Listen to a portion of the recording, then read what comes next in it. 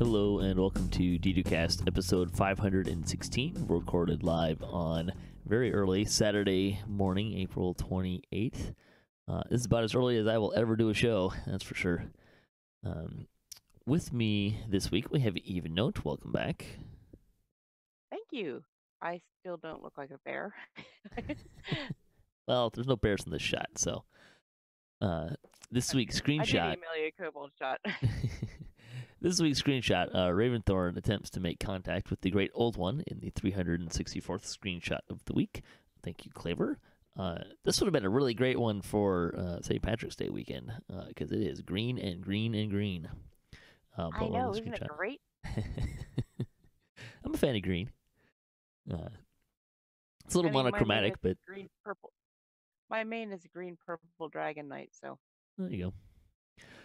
Let's see. We like to talk about Dungeons & Dragons online nearly every weekend. You can watch us through Twitch, YouTube, the DDO forums, iTunes, or from our website, DDOCast.com. DDOCast is hosted by Cyberators, the awesome podcast hosting network, and shows are usually available within a few days of recording. The next show will probably be sometime next weekend. That's actually going to be, we're going to have a guest producer next week, or guest host, Jerry Snook, or Cordovan, is going to run the show next week while giving myself a week off. Since I'll be busy. But you can stay up to date by following us on social media pages or our website, DDOcast.com, with our calendar. On the podcast this week, we're going to start a new series. After the news section, we're talking about our Update 38 review, which was with Evennote, as well as Voodu and Hephaestas and Arkat. We had a really great conversation recording that. So looking forward to sharing that with you guys. We've also got some game news and some interesting globally game news that we'll get to in a little bit. For now, let's dive into game news. Let's just start with the easy stuff. Update 38, patch 1 dropped this week. So we got some stuff there. I know no one here is going to be excited about this, but Islet creature companions and new house cat creature companions are available in Daily Dice. So, do you have them all yet? I got my. I got the 2 islets that are available from the Remnants vendor last night, and I named them Myopia and Astigmatism. So that was 106 and 107. There you go. Yeah, it's actually, I think this is the first ones that are available for Remnants vendor, aren't they? Long ago, the Lion Cub was the first pet available from the Remnants vendor. Okay. So yeah, my PRR MRR tomes, they're gonna have to wait because pets. How many were there? Was it just the 2? There's only 2 in the Remnants vendor. There are Jerry Cordovan is going to be giving away another one, and I think there's 2 more besides that. The 2 in the Remnants vendor are the Angry Eye and the Zoriat Eye. Is there an evil eye? There is an evil eye. I believe that is the one Jerry's giving away. There's also a pink eye. Oh boy! And I think also we were debating this last night. How many there were? We were trying to remember, and I think there's also a lazy eye, but I'm not sure. Oh, that's a good one. Although only if the eye is kind of off to the side or something, right? Like it can't be the normal graphic. And I am not going to spoil anything for people who have not seen them yet, but the tricks are amazing. The tricks are freaking awesome. Do they blink as a trick? That would be cool. You need the store. You have to get it from the store, but it's something like summon a friend. If you get an eye, you must get that trick. That's all I'm saying. Nice. It's nice to know that the lights at Standing Stone Games have been turned on for an extra week because Evennote's buying creature companion stuff. Let's see, Daily Dice Rewards. They did a very significant overhaul. So they changed tiers 3 through 8 of the silver and tiers 2 through 8 of gold. So basically, the only thing that didn't change was silver. The first 2 tiers of silver, which were just flat experience, and then platinum. And then the gold one, the only thing that didn't change was the first tier, which is XP and platinum together. So all the other stuff, they kind of changed what was in there, added some new stuff. Some of the things that some new items that were added to the silver daily dice table. You can get a potion of Radiant Force Field, Stone Skin, Good Hope, Rising Fury. You can get potions that are +3 alchemical bonuses to Strength, Dexterity, and Constitution. They added Sentient XP gems, which is kind of fun. So you get +50 or +100. Yeah, Unbound Sentient XP gems, which are, so at the silver level it was +50 and +100, which is pretty good. And then in the gold rolls, they also added Sentient XP gems, but they added them in 200, 500, and 1,000. So that's some pretty significant boost there. They added some Islet creature companions and the house cats there. They also added Bigby's Guiding Hands, which I actually got this morning. Yay! Oh, you lucky! You are so lucky. Well, it's just under questing tools, so there's everything they won't be extraordinarily rare, because I think there's only about a range of 10 that they can drop in there. But they also added more and larger ability tomes, up to +8 ability tomes, which is encouraging because usually I get like +1 or 2 tomes. Like I don't gotten a tome need from those. that in so long. I usually get like my 100 or 200 XP and maybe a couple of plat. I still, for whatever reason, log in every day on an extra server. So I have my main server on Kyber, and then every day of the week I'll log on to a different server and roll the gold. Basically, I'm rolling gold on each server every week is kind of the goal, and then I'll roll the silver while I'm there. But I don't log in for the silvers or anything like that. And there's a couple reasons why I do that, but partly because I got in the habit while I was doing some other things, so I just kind of kept doing it. But some other things you get for the new gold roll, you can get +12 and +15 MRR, PRR, spell power, melee power, and range power potions. You can also get lesser remnant boosts now in the varieties of +25, +50%, and +100% remnants. So that'll probably be pretty popular. And then the one that was, shall we say, more hotly contested was the Elixir of Discoveries. So what these do is they give you a +5, 10, or 15% chance of finding named loot in chests that have named loot in them. And just to start, we'll kind of explain kind of what that means. So the way the loot tables work is you roll, it's all a series of D100s. Steelstar actually made a comment about this. But basically, you roll, when you open a chest, you do a bunch of rolls. There's a random loot roll, which is just the generic stuff you find in the chest. Your treasure hunter elixirs and your the loot boosts all kind of affect those rolls. So they'll boost, maybe you'll go up a level on which chart you're rolling on, or when you're getting those loots, or the treasure hunter elixir kind of pushes you up higher on those roll lists and stuff. You get better loot, it doesn't increase your chances at named loot. Right. The named loot or raid loot is a separate roll. If you ever looked at an old pen and paper loot table, the one that's in my head, because I play 3.5 the most, but they have they break it down into a couple different things. So there's platinum, or there's the gold, and then there's art items, and then there's magical items. And under each of those, there's a % chance that you'll get those. Now in DDO, you just always get some random loot and platinum and whatnot, and that stuff is rolled off. But then there's, do you get named loot or not, is a separate roll. That's the roll that's increasing. And I think it's fairly, it's kind of there, but it's not necessarily fairly obvious unless you kind of have a basic understanding of some of these things. But this is a chance to find named loot. So it's just affecting that one roll. After you roll that, if it's either yes or no, right? So yes, you get named loot. No, you get named loot. If it's yes, then there's a separate roll for what you get. So there's a strong likelihood that you depending on what quest you're in, you might not get the specific thing you're looking for. It doesn't increase, say, your chance to get a Jack Gibbers compared to a coffin nail, which I know this is probably going to be the first thing that a lot of people are looking at. So keep that in mind.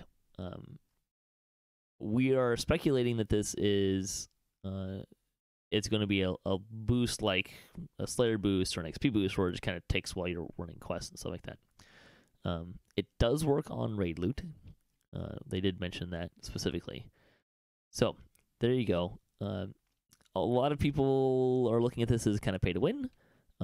We talked about this more in detail with our Update 38 review, although it was the third part, so that won't be out for a little while. But to summarize my thoughts on that while we're here is fine. I'm not wildly excited about them being sold in the store, which they're not. I should mention that. They are currently, the current plan is for them only to be in the daily dice. I don't know that I would be really jumping up and down for them to be sold in the store. At the same time, people playing and taking that stuff and buying that stuff helps keep the lights on, so I'm kind of less... it's not really going to impact my enjoyment of the game. So, do you want to share your brief thoughts on that? Yeah. I mean, I don't think it's game breaking. I mean, it would be one thing if I, was, say, on a tune that needed a Gibbers, which is basically all of my tunes except Even. I was like, okay, I'm going to drink this potion and I'm going to have a better shot to pull a Gibbers. Like you said, I might also pull a coffin nail, which I have about 3 dozen of, and none of my tunes use throwing darts anyway. Sentient weapon food. Which is saying something, considering that I've got 20 tunes on Polaris. But yeah, so the fact that you can't, you still don't know what named loot you're getting, and you're still not guaranteed to get it, it just increases your chances. So I don't see it as a game breaker. I don't have any real problem. I'm glad it's sticking to the dice roll, not being sold in the store, but it's not something that I'm going to, buy astral shards to roll and try to get these elixirs. I'm buying astral shards to get islets and kitties. Yeah. But yeah, it's if they're not as numerous as things like legendary raid timers. Yeah, I think some people will probably buy some astral shards to try to get them, and like you said, it keeps the lights on. I'm fine with that. But I'm not. I think they're nice. I'm going to be glad if I get one, but I'm just, I'm not going, wow, look at this over it. There'll really be some strategy if I got one. I have a feeling that the best application or the most efficient application of them will be farming for your sentient weapons. Because there's a lot of quests that you can just go to and get a pretty good shot at getting a named item. There's also re-rolling, which kind of help, but yeah, I think there's... It wouldn't be... I'm not overly concerned about it, like, breaking the game or anything. Some people did raise, I think, some valid points about we don't really need things that are going to shorten the lifespan of raids.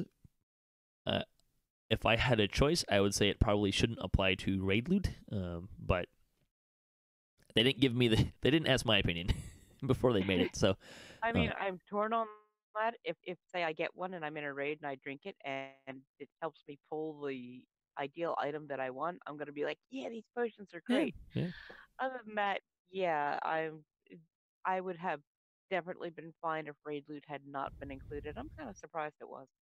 And I think that's where people, the people that were kind of in dissent of these things really kind of landed was we don't want them in raid loot. I think that was kind of the general sentiment that I saw. But I would say for every person, it seemed like there were certainly people that were like, yeah, I don't care, which is where I think we all kind of landed when we were recording our review segment. But some comments that Sev made on the thing, they felt that, so just kind of generically, they felt there were too few intermediate rewards on the daily dice table, so we created some things that we thought players would like. Adding consumable items to daily dice that players find valuable is something we often brainstorm, or simply trying to make those roles feel more rewarding. I think that's fantastic. There are some other, Yeah, like I I'm said, getting tired of level 5 potions of heroism. yeah, right. Or +1 skill tome of insert useless skill here. No, Um, I seem to get potions of heroism and haste pots, and I don't have anybody who uses sure. I mean, the potions of radiant force field will be kind of fun. Some that. Yes, that'll be nice. yeah, some good ones, some good new ones in Even there. it's also definitely looking forward to that alchemical bonus to intimidate, alchemical intimidate potion. I would love to pull a couple of them. Mm-hmm. Let's see. So he also said that the chance. So one of the concerns about the actually, probably the more overarching concern about the discovery potions from a metagame standpoint was, okay, great, these look neat. Now let's watch all of the named drop rates drop, and they'll put these in the store, and you'll have to buy them to actually get named loot. Someone Oh, says, FSG, please don't do that. I mean, look, it's a fair concern. I would be Hmm. amazed if they actually did something like that, because it's not a very good business strategy, I think. But what he said, so Sev said the chance to get a named items has been fairly consistent since update 26. They said that in general the numbers they've used was 10% for normal, 16% for hard, and 33% for elite, and then another 1% for Reaper boosts. That's a generalization, And but 1% per skull, right? 1% per skull, yeah. It, So the numbers would push the potions would push those numbers up directly. So if you're running elite and you had one of the 15% potions running, you ran it on 2 skulls, you'd basically have a 50-50 shot at getting named loot. So that was the other thing I found interesting. So a lot of this stuff is multiplicative, but this is actually additive. So like if you've got say a 30, like you said, a 33% chance normally, and you get a 15% potion, there's 48%, and the loot or stuff like in there are two. general is additive. Because the treasure hunter boost is a plus, the loot boosts are pluses, right? So it's all generally additive for loot boosts. They used to uh, weapon effects and stuff like that being multiplicative. Let's see. So he said believes that Ravenloft actually had better chances because they needed to distribute the weapons. I think there seems to be like a pretty really good shot at getting those weapons because those drop pretty frequently. Let's see. He also said that these potions would not be a reason to change drop rates. So they're not planning on any nefariousness of changing named loot rolls, named loot drops to accommodate selling these. Again, they're also the current plan is only in daily to put them only in daily dice. There's a I would say the current plan probably there is if they prove to be extraordinarily popular, then they might put them in the store, just to kind of cater to it's what people want. So, and as long as my concern would be is that if they became as numerous as bypass timers, I think that would be problematic. Granted, we kind of already know that. Yeah, which I'm sure people would actively try to do, but I mean they probably actively try to do that with a lot of things already. So, but there was definitely a problem with bypass timers and stuff like that they've had to address as well because of duping and stuff like that. So, in any case, there you go. That's that stuff. Other stuff from the notes. Vistani Knife Fighter's Blessed Blades and Knives ability now properly gives your weapon good silver and ghost touch as described. Vistani Knife Fighter's single dagger ability now properly works in any combat situation where you count as a single weapon fighter. The ability now requires single weapon fighting feat. So that kind of opens it up a little bit more because that means you can swashbuckle with a single dagger and get Vistani. So that's kind of fun. Ooh, that's interesting. Yeah. So as long as you count as single weapon fighting, you can use that. So there's some opens up some options there. But you also now need the feat. So there's a little bit of stuff back and forth there. Let's see, they fixed a bunch of other kind of enhancements, particularly the newer ones. What else do we have here? Changed some icons. So that stuff like that. Renegade Master Maker's SLAs are no longer considered divine by Quell's intercession spells. Yeehaw! That's actually Anything not being considered divine by intercession is worthy of a yeehaw. yeah. As this goes back to my pen and paper days, but as the guy who's constantly like pushing the party forward by running out in front, I get intercessed a lot. Happens all the time for me. I'm usually the front runner there, so. Yeah, I'm a paladin and timid tank, so yeah. And all of a sudden, you can't use lay on hands. You can't cocoon. Yeah.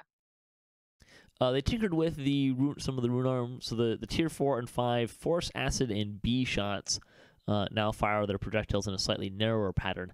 The idea there is there's when you fire the outside two kind of curve out and around, but if those run into things like a wall, you lose the shots. So I think they're trying to tighten that up.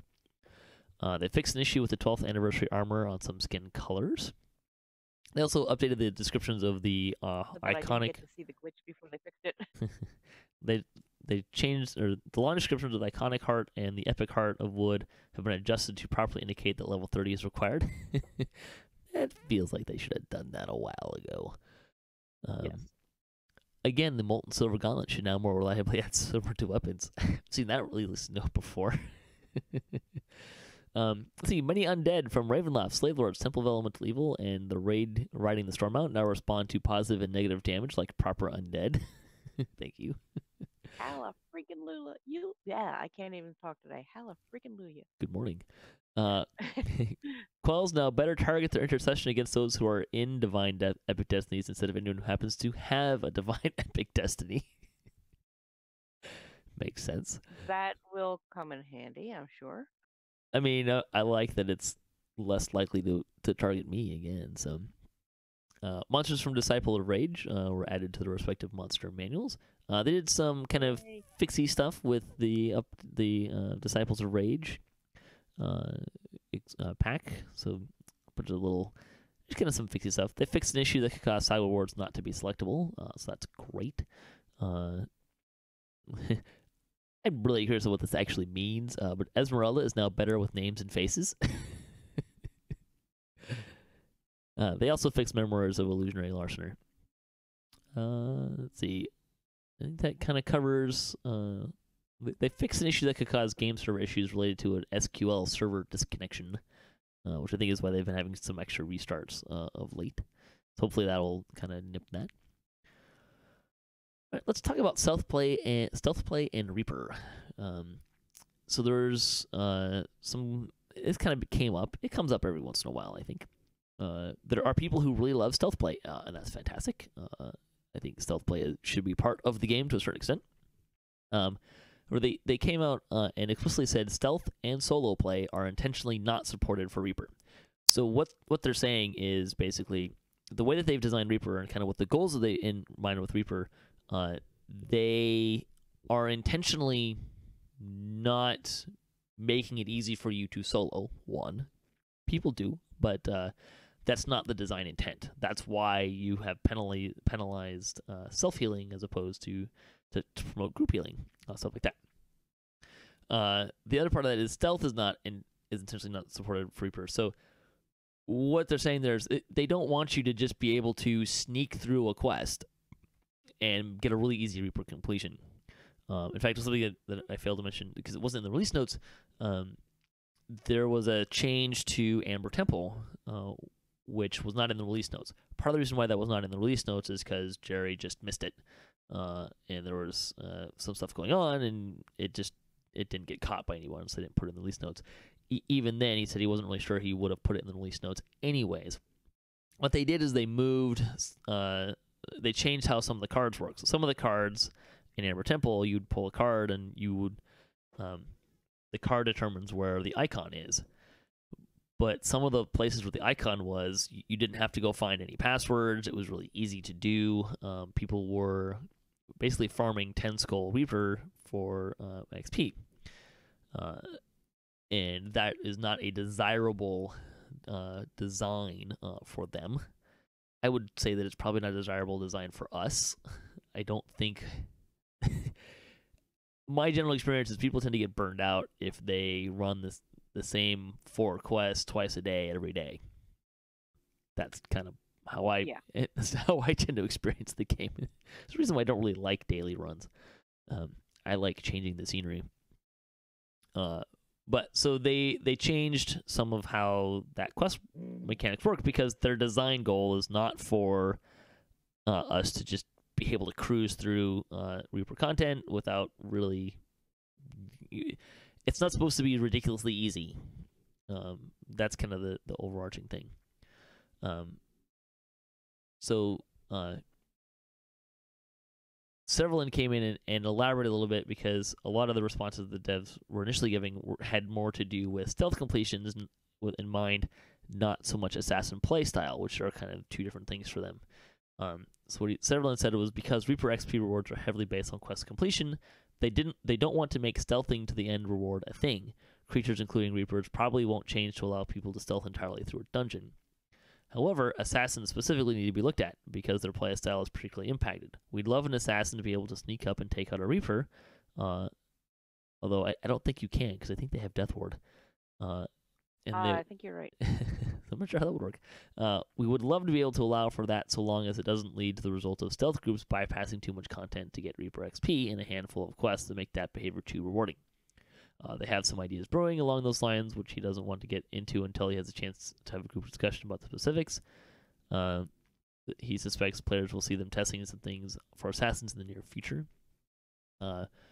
He did come back and say one of the current thoughts, which totally needs vetting and testing, is maybe Reapers are changed to have detect and visibility plus a huge spot and listen instead of the detection method they use now. And somewhere in their tree, assassins get to activate a short but huge bonus to move silent and hide in the shadows, so they can position for an assassinate, but not just stealth by as the buff will wear off. That might not be something that works well in testing.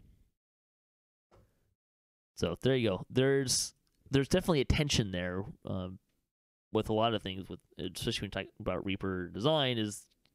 They don't want it to be too easy. They don't want people to, and just in general anyways, be farming the same quests over and over and over and over and over again to get XP. They want there's a lot of design goals. Bravery bonus.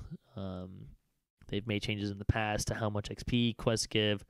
Really, and the main intent of that is to get people to go run other content. The view is that it's not good for the game or for the people or the players to just play the same content over and over and over and over again.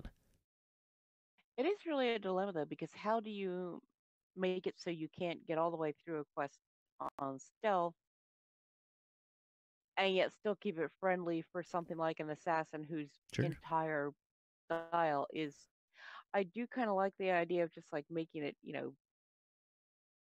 I think they've got something like whatever that tremor sense that spiders have. Instead of that, make it like a skill check thing, and that way, unless you really build a great assassin with super high hide and move silently and all that, you're not going to be able to do it. So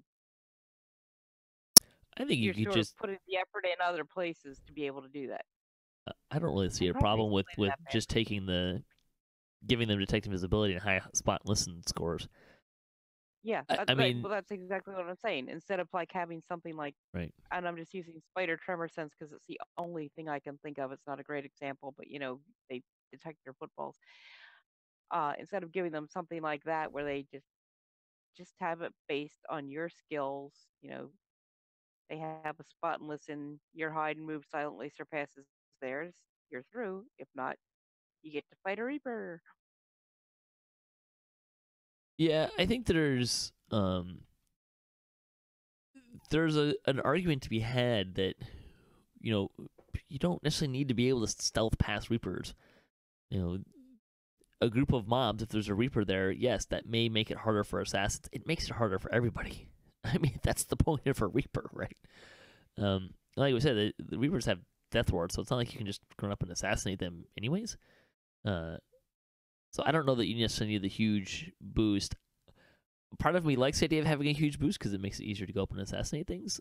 Part of me doesn't, because that means that I have to click on that before I go up to assassinate something. I don't really have a solid answer on this. I think there's assassins have of assassinate's a nice ability. I think that definitely needs to be looked at because you have to meet a fair number of requirements, and I think meeting those requirements is pretty challenging just in general. And then you have to get a DC save versus which it's one of those things. I think it's one of those DCs that, particularly for running harder content, is difficult to get up to in the first place. It's not something you can kind of half do. You really got to go big on it if you want to run. Like my assassin can't assassinate the Wisps in Baba's Hut based on his DC. Part of that is because I haven't invested in him for a long while, but he's also got a fair amount of investment for a fairly good gear. So I think assassinate in general probably needs a little help. So Yeah, well, I think, I mean, like you don't want to leave assassins out of, mhm. make them less viable in Reaper, but give the mobs just the Reapers such a high spot and listen that unless you have like within 5 or 10 points the maximum hide and move silently you can possibly get, you're not going to be able to get by them. Yeah, So, you might not be putting in the effort to fight them, but you're putting in so much effort to be able to sneak past them. It kind of balances out. I am probably explaining this really badly, but I kind of get what you're saying. I'm okay if you can sneak by them if you have really completely made a humongous investment in doing just that, which obviously is going to take away from your ability to do other things because there's only so many skill points. The biggest thing for me with assassinate is having to go into stealth, having to do it via stealth mode, and it doesn't feel as effective as it should be given the requirements you have to meet. That's really where it kind of comes down to for me. Let's move on. So bonus days through April 29th, plus 30% challenge rewards boost. The store news, it's the final weekend for double bonus points through April 29th. The store sales this week are Rise Again, 25% off of reincarnations, healing items, spell point potions, and quest elixirs through May 3rd. And the weekly coupon is a lesser elixir of experience with the coupon code Lesser XP. Oh, I need to get that. Free XP. I It's forgot. always nice. Yeah. Right. Let's talk about community news. The first ever D&D night on DDO stream reaches its conclusion this Sunday. This is a pen and paper group that has been running the last couple of weeks. I didn't realize it was going to be this short.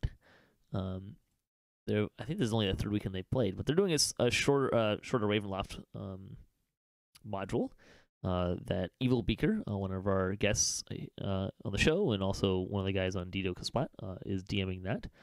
I think Draculetta and Savajade and Cordovan and Bittersteel also and Fennicus, both of whom are from DDOCast, I think are playing in that group.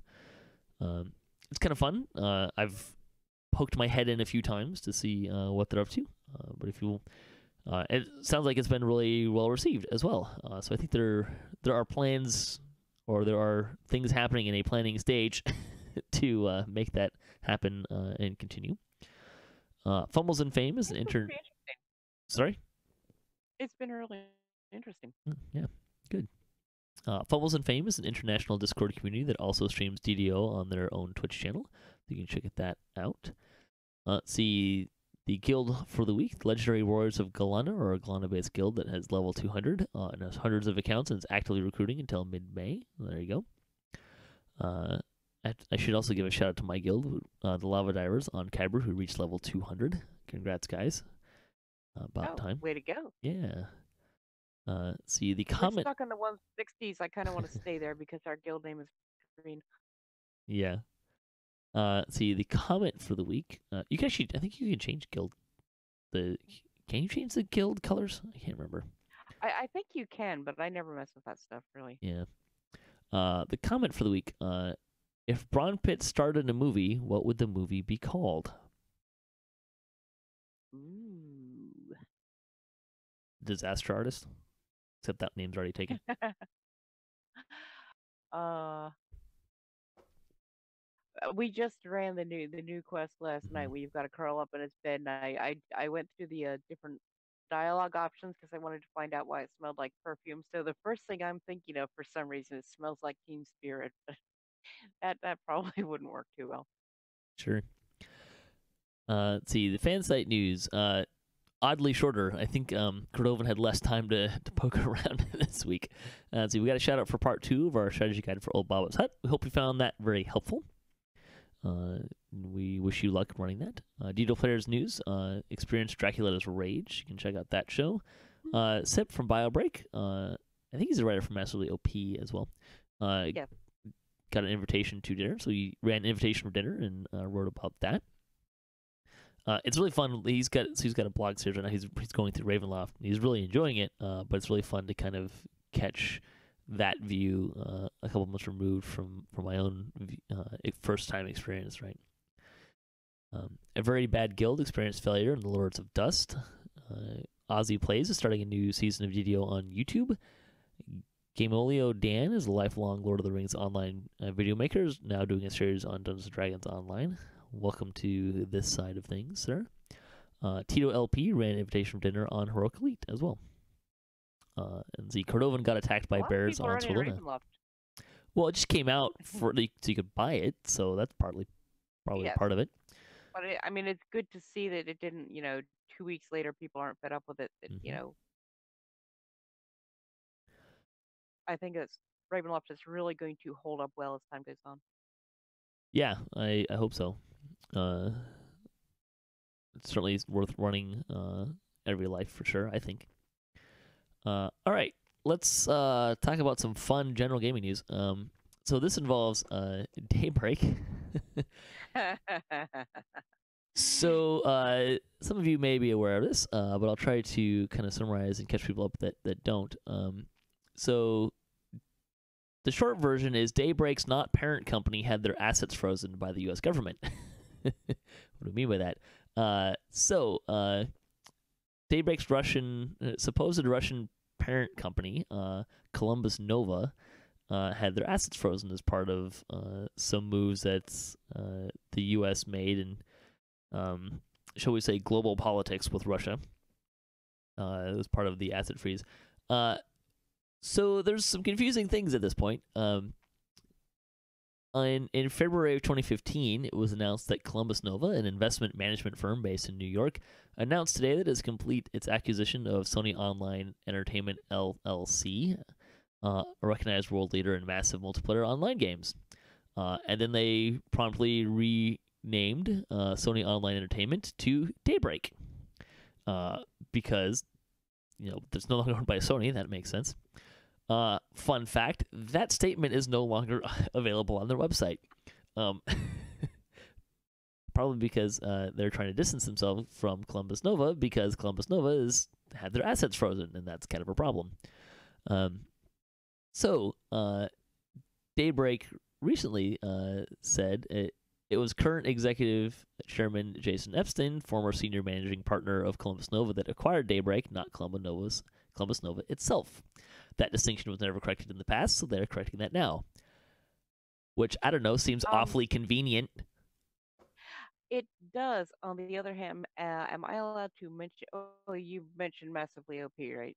Am I allowed so to mention something that... They were... This is... I'll link to their first article. That they're doing a lot of the groundwork, news reporting in this, but yes. One of their updates says that they have a trusted source that claim that they were actually owned by Jason Epstein and not Columbus Nova is actually true, which would explain why they're... I don't know. It is very confusing. It could very well be. I think but there were so many. I mean, people have screenshots. They were... So it's... I don't know. The evidence points otherwise, but a trusted source says, "Hey, it's very shady," shall we say? It is extremely shady. At the very least, it was a poor effort by a marketing or a PR department. PR, I guess, would be more than marketing. That distinction, one, was there in the first place, and two, was not corrected for 3 years. until And also, if assets you got want to frozen. be, if you want to be thought of as, having some integrity and, being Hmm. transparent, you don't delete the documents when things got rough. You leave them there and, you come up with Edit an them, explanation. You don't delete them after or edit them after people have seen them and screenshotted them. or That it's that that does not yeah. sound, that does not make Daybreak look good. Um, Massively OP's subsequent research also showed that what appeared to be Daybreak reps being attempting to alter the company's Wikipedia page to reflect its new ownership claims. Since the government sanctions were announced, which was that are probably blocked by the encyclopedia's editors. They don't like it when you do stuff like that. Um, No. Daybreak's chief publishing officer and former senior vice president also announced that she left the company. So there's a lot of stuff with it going on with Daybreak. Why that's And they important for have us. had, yeah. Well, they're the financial backer of SSD. It has been confirmed too that Daybreak just had pretty widespread layoffs, but that may be because I'm not even sure H1Z1. I'm assuming that's a game. I'm not that familiar with it, but that hasn't performed well. So the layoffs may be because of that particular game or whatever Sure. is not performing well. May have nothing to do with this. May. Right. Um, so Daybreak Games is Daybreak Games is DDO and Lotro's publisher. It's the publishing company for Standing Stone Games. Uh, they're not a parent company. It's just kind of a contractual obligation then. So that's our connection to them. They publish Lotro and DDO. They do not, to my knowledge, own Standing Stone Games. Theoretically, if and I'll get to somewhat was said from a DDO standpoint, and a statement from Daybreak, but from our standpoint for Standing Stone Games, DDO, and Lotro, conceivably they could get another publisher, right? So if Daybreak broke down or something like that, that doesn't necessarily mean that DDO and Lotro would cease to be. There may be so we say bumpy a bumpy transition because that might facilitate a very hasty switch because of some of this stuff. But there's not a direct, other than the publishing part, there's not really a direct link. So Cordovan said that on the live stream that, quote, I know that we have a big question that's outstanding and I can't really talk too much about it. There's been a little kerfuffle in the news that really doesn't involve Standing Stone Games. So in regard to some kind of State Department issued thing with Columbus Nova and all that sort of thing, we're not really involved. All I can do is point you to the information that's already been released by Daybreak Games. They're not really involved, and we don't think it's going to have any impact on us. He then posted in the forums a statement from Daybreak that said, Dear Daybreak community, there has been some confusion concerning Daybreak's ownership and rumors about the state of the company that have circulated from a few online game websites, and we want to set the record straight. We assure you that these rumors are entirely false and that there's no impact on our business or games in any way whatsoever. From the get-go, Daybreak has been primarily owned by Jason Epstein, a longtime investor who also has investments in a variety of media properties. Jason acquired Daybreak, formerly SOE, in February 2015 and has been the executive chairman and majority owner of the company since that time. We're well aware of prior statements from Daybreak indicating our company was acquired by Columbus Nova. We have since clarified that the company was acquired by Jason Epstein when he was a partner at Columbus Nova, which he left in 2017. We've also taken steps to clarify these facts on our website and on third-party internet sites to ensure that all the information currently made available is consistent and accurate. We apologize for the previous miscommunication and hope that this clears up any confusion. As always, we greatly appreciate your continued support for our games, and we'll continue to work hard to bring the best experiences to you. Which my initial reaction says, that's exactly what I would expect your statement to say. It's pretty much, yeah. So, I mean, I'm trying to be optimistic that, maybe they just have a really lazy PR person who never corrected all this information, that it was actually Jason Epstein and not Columbus Nova. And the other thing, yeah, I actually was just talking to someone else about it and doing a lot of things. As far as I know, well, it's my understanding that both Ravenloft and uh, Mordor for Lord of the Rings have done far better than anticipated. So, I mean, I'm thinking, and maybe I'm thinking too far ahead. I'm thinking worst case scenario, it wouldn't be that difficult for SSG to find another publisher. Yeah, no, That could be me being overly optimistic because I don't want them to take away my games. I, I am not As far as concerned the about DDO future or of Lotro going DDO, away. I am not. Yeah, I am not concerned. I hope, and because I'm not concerned about them, I'm not. You know, if DDO and Lotro are going to be around, then their employees, hopefully, super crossing fingers, should not be affected either. It is. It is just shady. So it's been asked in the chat, what exactly does a publisher do for this? My basic understanding, not wholly written or anything, is essentially that as the publisher, they help make the game available. They also provide resources. So it's a partnership, but they help provide some resources that SSG then doesn't need to come up with on their own. I believe something that was mentioned specifically was like an HR department. Um, Although I'm not entirely sure if that's correct. But I believe, and this is just based on like things I've heard that I've inferred from. I believe it's also significant financial backing. hmm, investing, as it were. Yeah. Yeah. Um, there's it helps SSG be more focused on what they're doing and reduce their costs by essentially consolidating with other companies certain resources.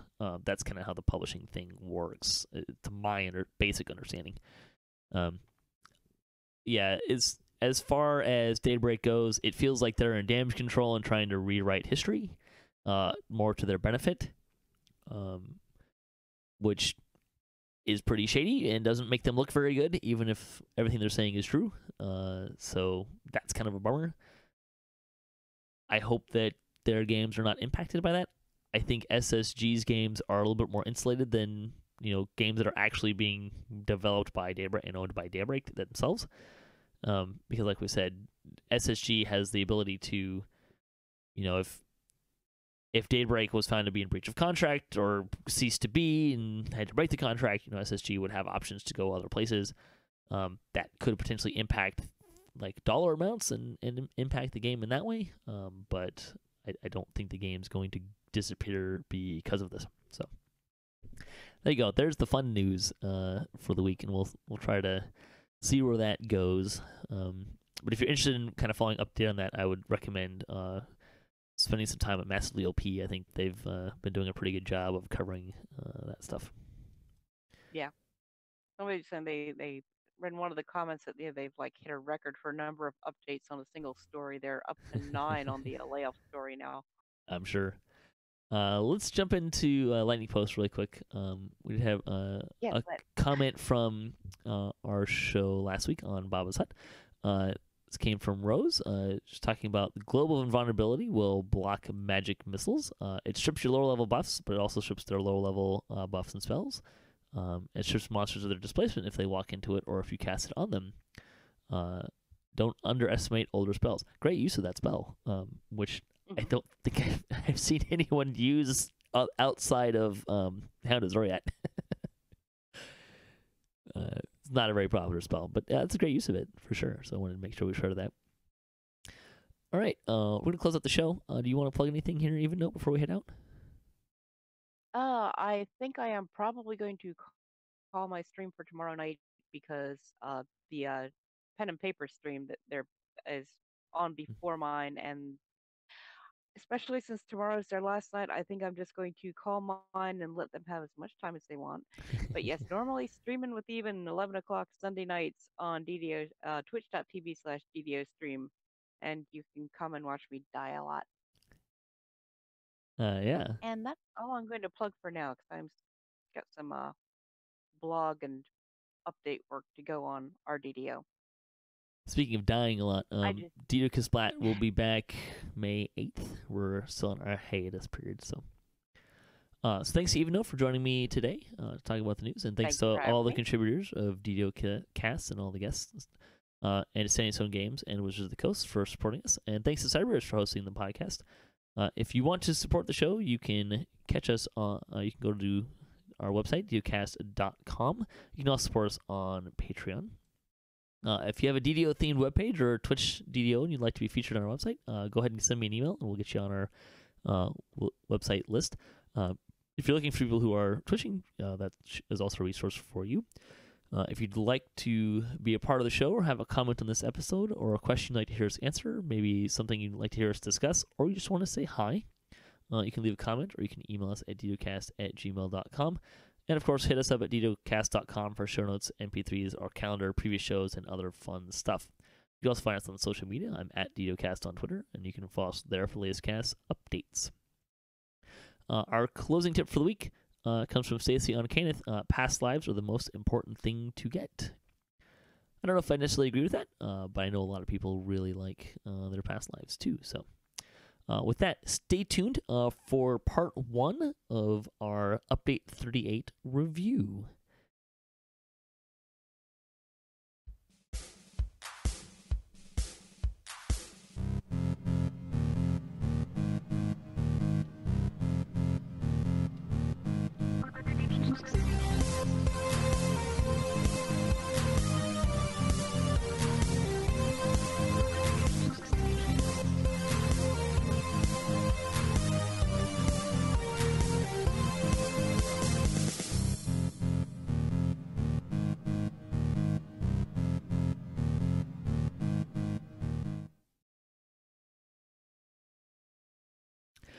Welcome. We are talking about Update 38. This is our part 1 of our episode in review of Update 38, which is, 2.5 weeks, 3 weeks old, something like that, somewhere in that range.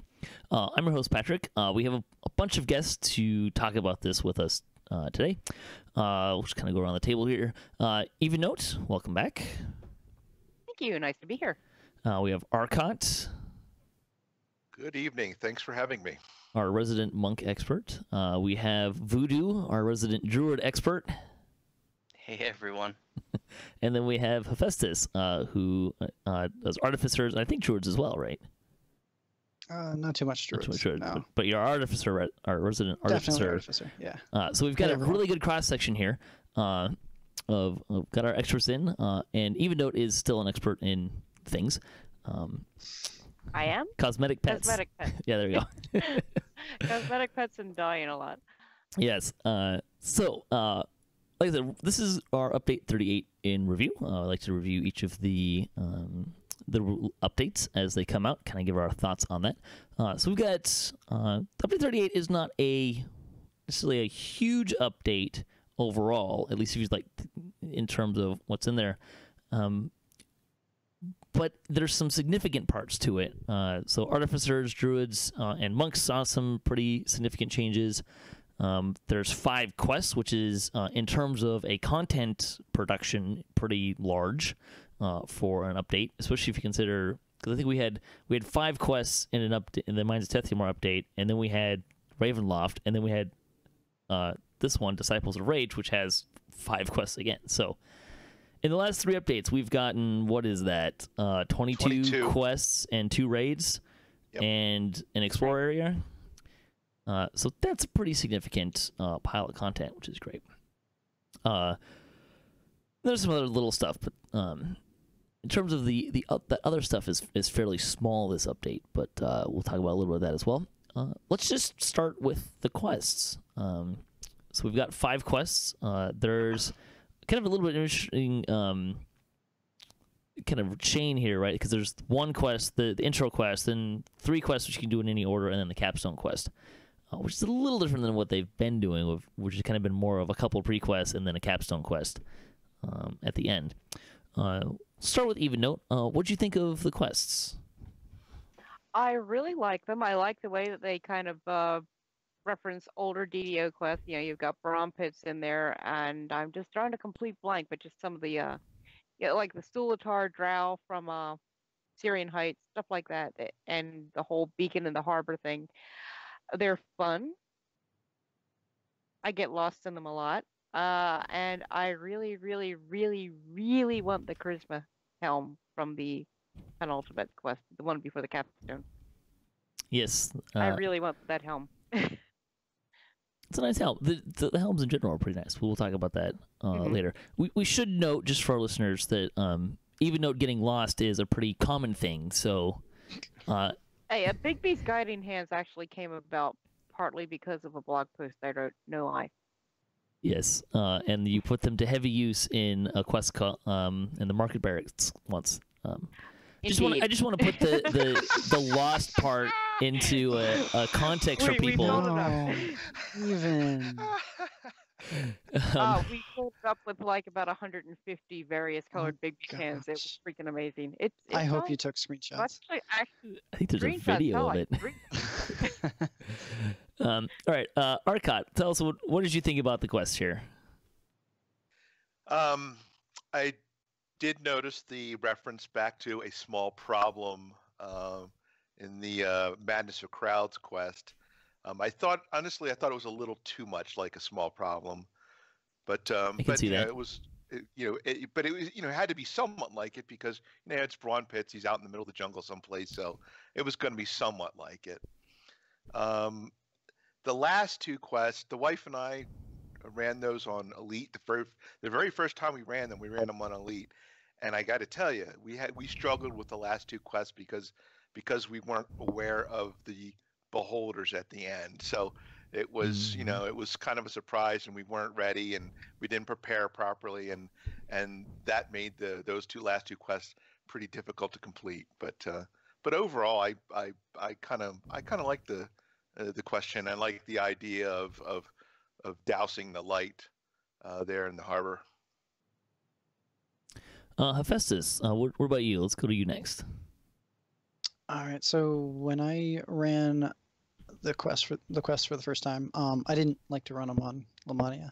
I ran them all first day they came out, and for some reason, I really seemed to like the Nightfall Zone Stormreach, the first one.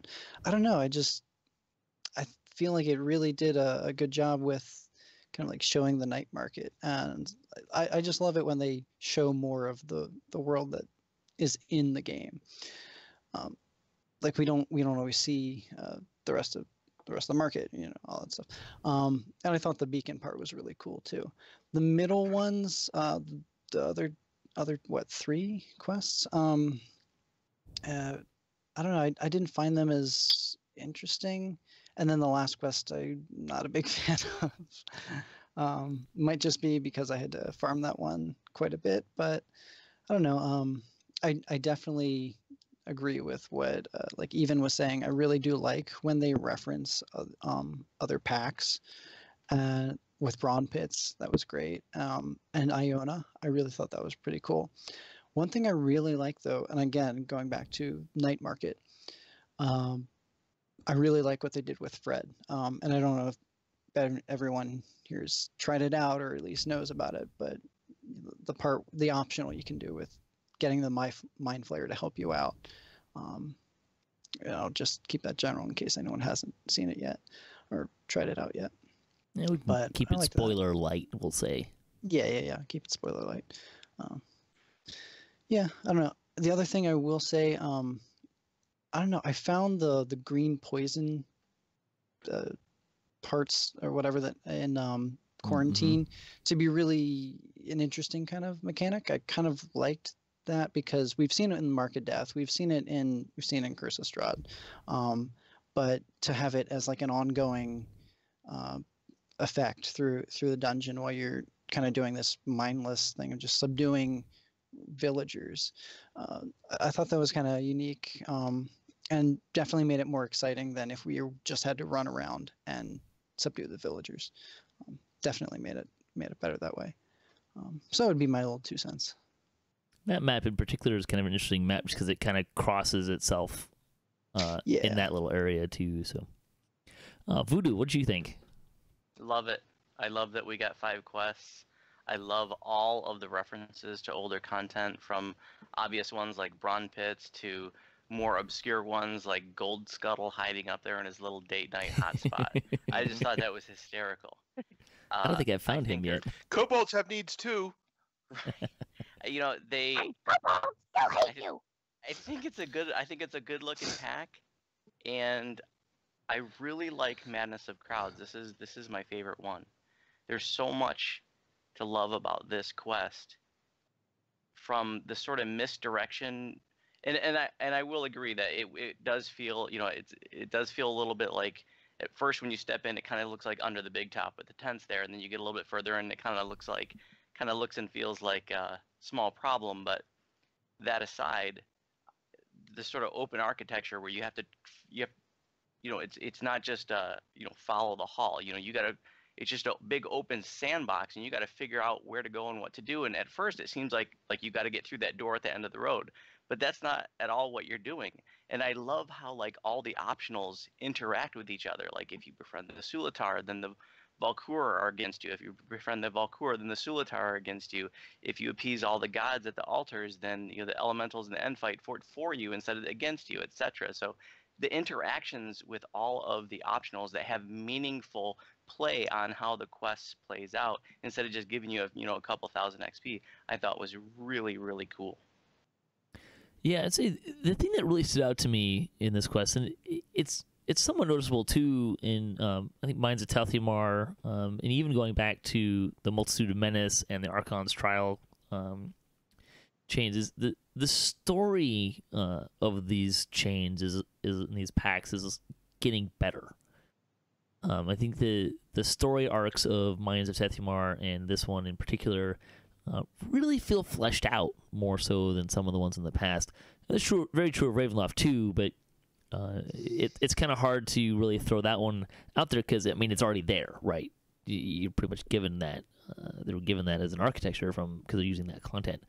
But I really noticed that the storyline really kind of stuck out to me, and it makes sense for how they put that together and kind of how it kind of all fits, and some of the bullet points are kind of entertaining and whatnot. And going back to Brawn Pitts, is becoming more of a reoccurring character. I mean, he's in the Giant Hold too, the newer Giant Hold quests as well. So that's kind of a lot of fun.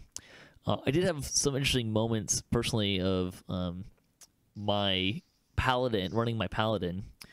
Lawful good character with a hopeful sentient weapon beating on innocent citizens who've been driven mad was a little amusing from a story point. So, but that was the thing that really struck out to me, was just kind of the storytelling was really, really top notch this time, and with a couple of other ones, but I think this one felt a little bit more. The beacon was kind of an interesting tie-in to choose as well, so it was kind of fun. Any other notes you guys want to mention about the quests? Had some nice end fights. It wasn't just beating down a stack of hit points. You know, you had some new neat mechanics. I know some people already said they didn't like the beholder fights, but I mean, like in the one beholder fight, like you're basically trapped in this little room with a beholder. There's nowhere to run, and you got to deal with that. And then the other ones, like with the little orbs floating around that you got to avoid. And then the poison, I think it's the poison explosions in another end fight. I really enjoyed that. Like I said, it wasn't just beating on a sack of hit points. And I also like how they are hinting that maybe we'll be going to Sharn. I think that there was a hint ahead of time in the 12th anniversary party. If you were to talk to the NPCs, they said something about Jeetz's brother, or might have been his sister, being in Sharn.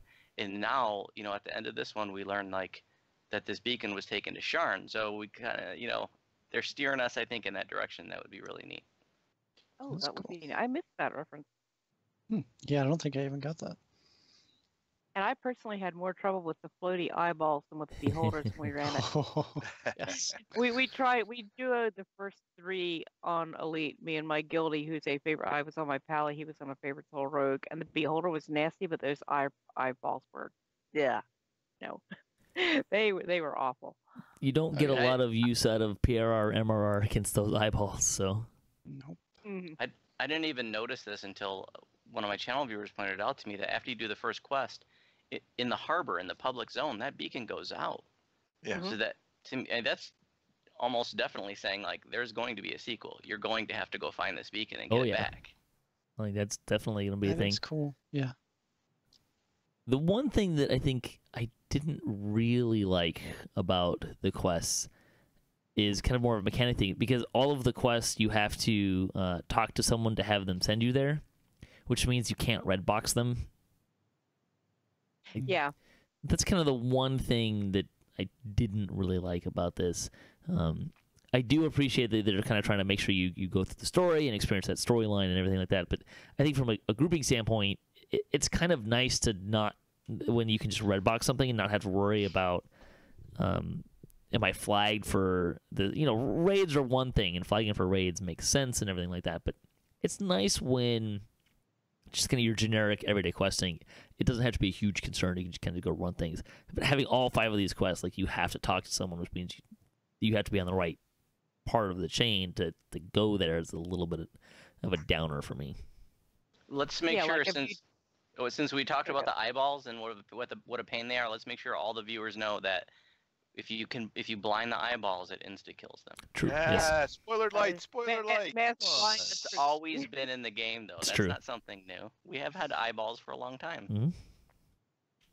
Although I'm kind of curious as to why someone would expect to not run into a beholder in an entire pack that's based on Zoriat madness. I mean, it's kind of feels like a given that you run into at least one beholder, right? But yeah, really solid content. I think the optionals all over the place is kind of fun, and even how just the characters, particularly in the first quest, really kind of tie into and kind of flesh out the story and kind of give it a little bit of flavor. It was kind of fun. So, all right, let's talk about the loot. There's not a large quantity of loot, but there's a fair number of items. We will start with Voodu this time. Is there what loot stood out to you? What do you kind of think generally about the loot?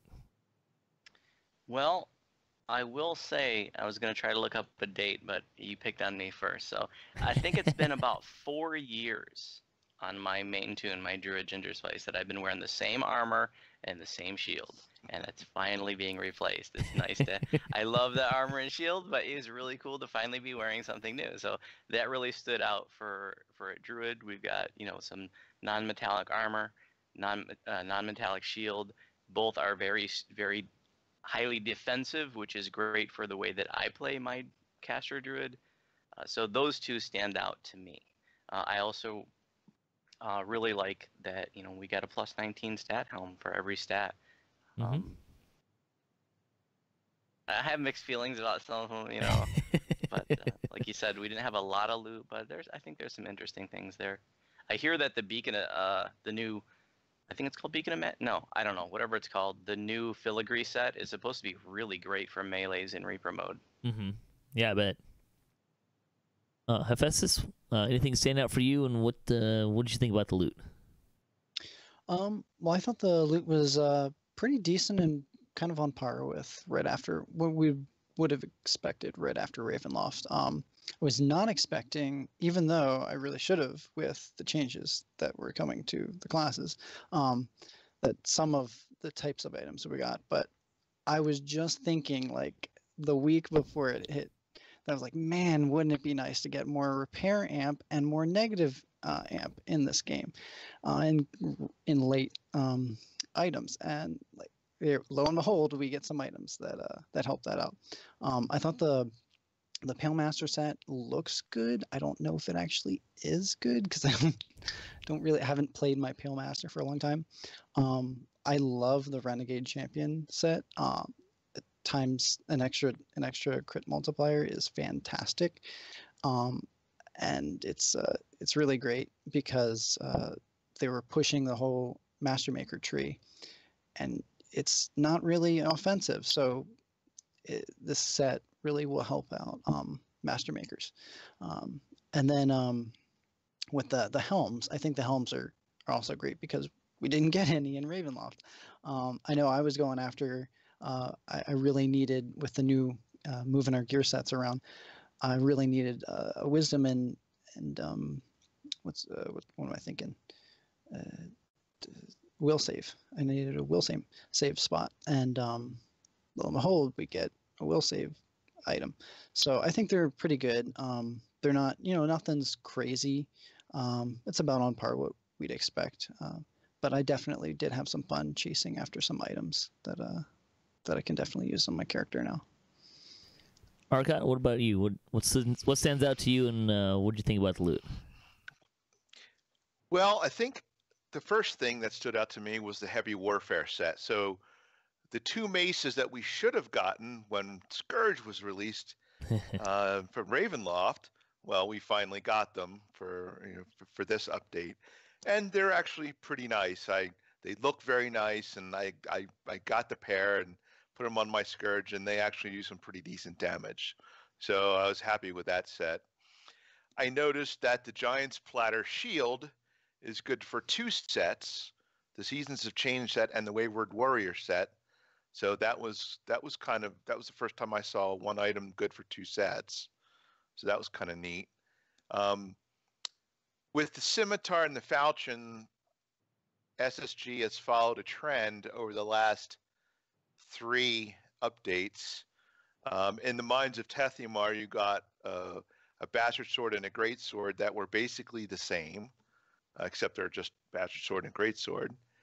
In the Ravenloft, you got a Bastard Sword and a Great Sword that were also basically the same, Divinity and Sanctity. Except there was on the Great Sword, you got Dispel Magic when you hit stuff. But other than that, they're basically the same. And this set, this time you got a Falchion and a Scimitar that were exactly the same, except they're, one's a Scimitar and one's a Falchion. So what I would have expected would have been 2 slots on the two-handed weapon to make up for the fact that you lost a shield.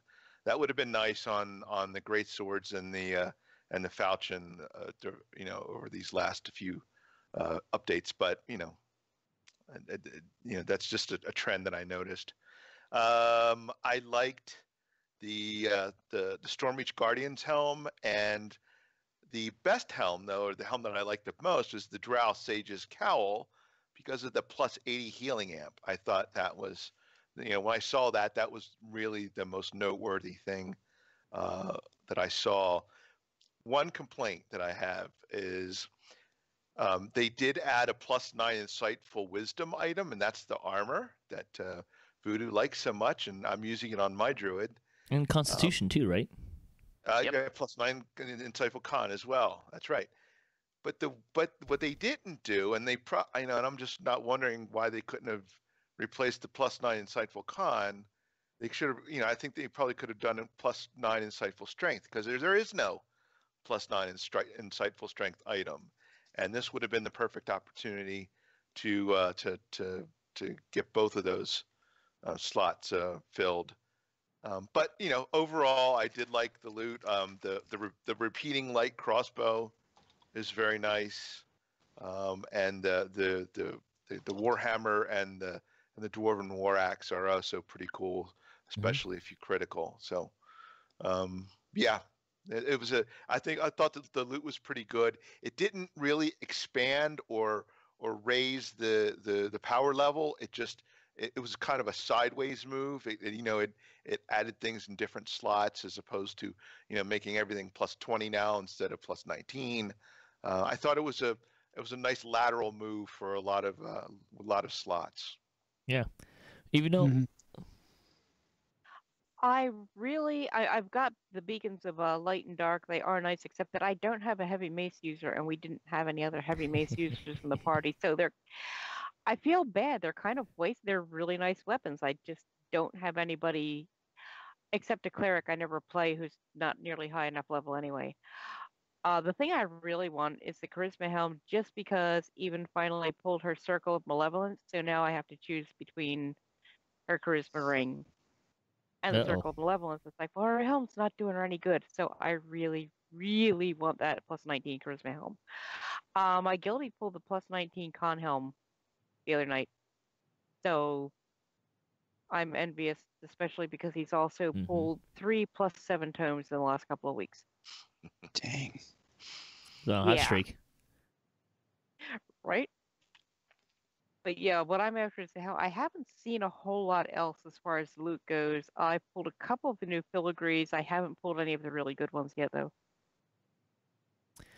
Yeah, the things that kind of stood out to me was one that there were a bunch of sets that seemed to be geared towards groups that have been a little underserved. We mentioned the Scourged ASMR set, the Pale Master set, kind of the Druid set. So I did kind of like some of that stuff, and felt like it really kind of was a good time for a lot of that stuff. A lot of fun things in them as well.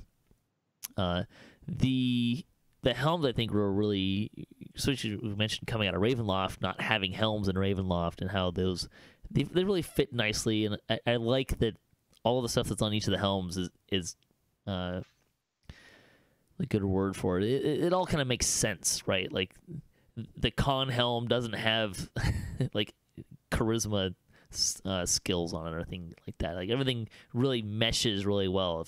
If you're looking for that stat, you're probably looking for that other stuff as well that's on those helms. So we kind of liked all of that stuff. I'd like it to maybe drop from under my name a little bit more, but Yeah, Arkat mentioned that the shield is the first time we've seen an item that has 2 different set bonuses on it, and I've been wondering, like, because that is a shield that I'm going to be using, and I'm interested in both sets, is that working as intended? Because in the original release notes, it didn't say that was part of both sets. So I'm wondering, like, does anybody know? Has it been confirmed that that's working? I as haven't intended? seen anything one way or the Neither other. have I. No, They haven't said otherwise, so. it doesn't mean anything. When There you are do a actually set items like that are good Hero. for more than one set. The Gem and Many there? Facets would be like Oh, the well, prime okay. That never prime worked. one. But I thought it did. I don't know. I thought they got it working eventually, but Epic or go home. sure. So there's been some things that, and actually the stuff from Multitude of Menace technically was 2 set as well, because there was the set that was for all of them, and then they generally had like their own subset as well. So they've done 2 set stuff before. It's just not very common. I did like that sets were not a huge part of this gear set. I mean, they're there, but they don't even, like, some of them don't. Like the Wayward Warrior set doesn't +5 artifact bonus to natural armor and +2 to constitution. I mean, sure, it's nice, but I don't feel like you're missing a lot of the power if you don't get the set bonuses in here. Yeah. Uh, Yeah, which- adhering to the mist set really is almost a must-have, but none of these other ones are. Which I like, and I've, for a variety of reasons, am not really a big fan of set bonuses in general. I mean, I like the flavor stuff to them, but when that's where the bulk of the power is, I'm less excited about it. Mostly because of my own laziness and trying to, mesh gear sets and everything like that. It could be kind of a pain. Yeah. Anything else you guys want to say about the sets or any of the loot or anything like that? I'll just mention that with the legendary, both Stormreach Guard helm, it is nice to see another relevant, like that level item have fortification on it, because a lot of people are getting their COS and Baba armors, and there's no fortification on those. So, yeah. like, that's there's another option for you guys. It seems like they constantly, whenever they do they design the loot, it's like they're always looking at, okay, we're gonna give you this really nice loot set, but we're gonna leave this thing out of it, so you have to get it from somewhere else. It's like they can almost see us spinning the wheels of how to get the gear sets to work. Right now, it's the insightful stats that are driving me a little bonkers. I'm trying to figure out how to get all that fit in and stuff. All right, so what we'll do is we'll close out this part. You can join us next time for part 2 of our Update 38 review. I want to thank my guests today, Arkat, Evennote, Voodu, and Hephaestas. Thanks for joining us this week. If you'd like to support the show, you can visit our website, DDOCast.com, or you can support us on Patreon. You can also find show notes, past shows, and other stuff on our website. You can also follow us on social media. You can follow us for the latest cast updates. I'm at DDOCast on Twitter. If you'd like to join the discussion, or you can leave a comment or email us at ddocast@gmail.com. So until next time, may all your attack rolls be crits, all your chest level appropriate, have fun, and don't forget to gather for buffs.